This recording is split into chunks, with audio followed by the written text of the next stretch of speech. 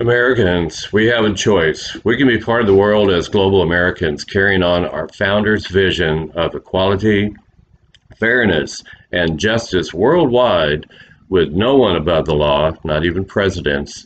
Or we can be ugly Americans who promote division, disrespect, intolerance, and hate.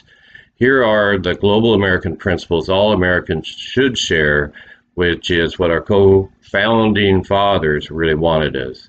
We were founded on the guiding principle that, quote, all men are created equal.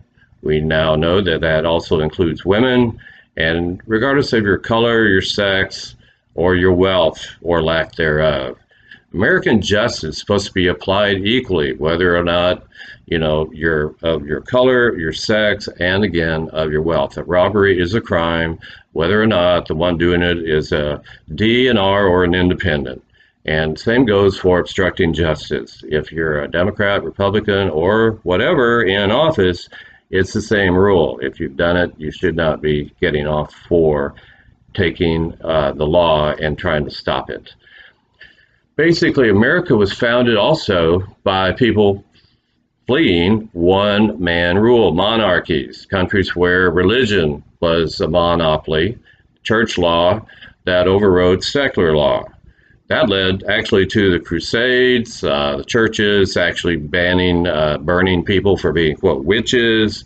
It was pretty awful. And when our founders set up our Constitution, they wanted to be free of religion and yet provide freedom for religion.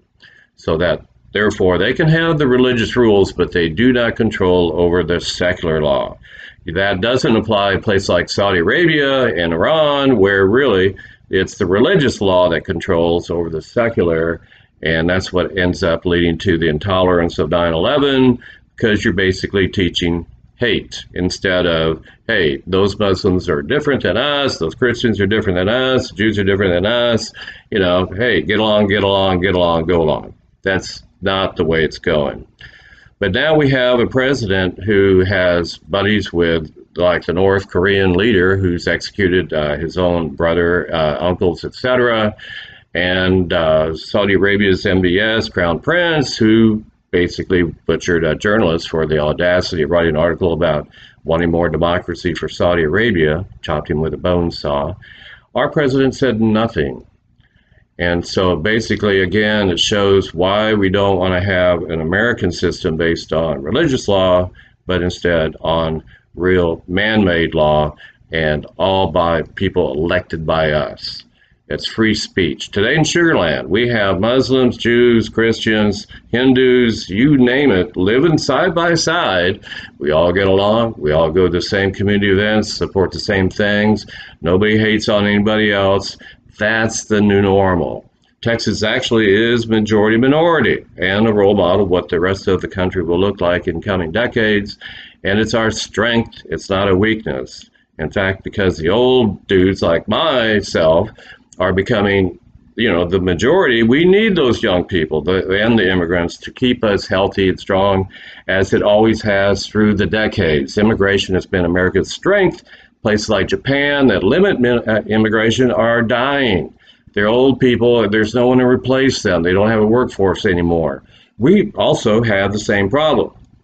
Plus, we got a lot of young people that are all on meth and, opioids and totally worthless, and they don't have the skills needed for a high-tech economy like ours to thrive.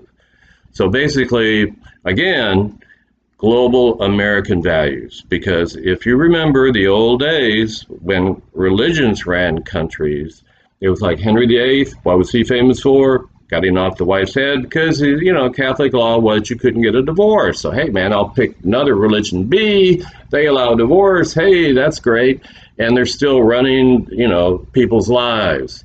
We're trying to almost getting back to that again, by all these rules against women and what they can do and da-da-da, rather than helping provide sex education and birth control, which would actually solve the problem. They're not doing it.